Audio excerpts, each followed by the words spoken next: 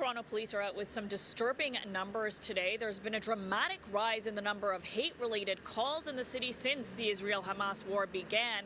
Police are now promising to bolster their efforts to protect communities targeted by hate.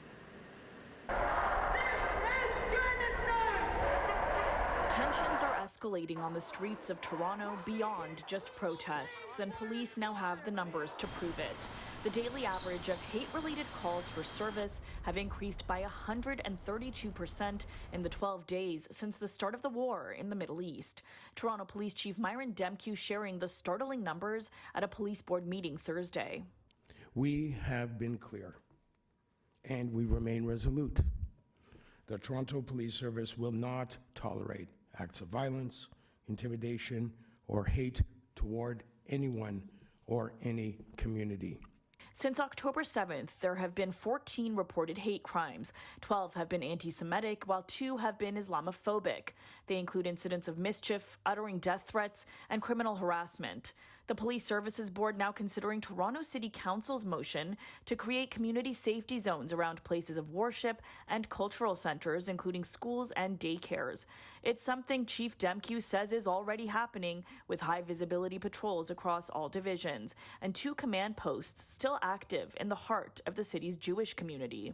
These measures will be in place for the foreseeable future.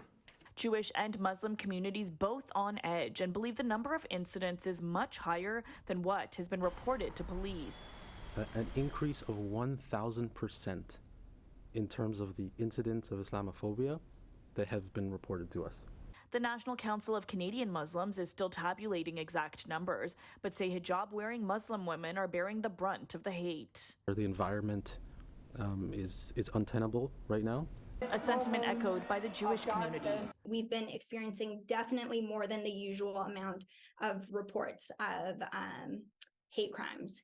The Center for Israel and Jewish Affairs releasing a new report finding a direct link between online hate and real-world anti-Semitism in Canada.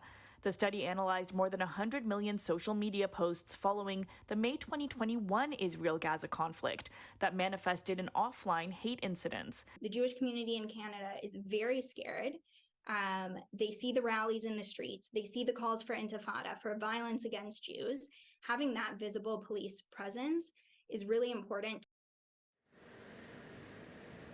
Toronto police have also promised to assist the city manager in compiling an anti-hate information package that will be distributed to community organizations by tomorrow.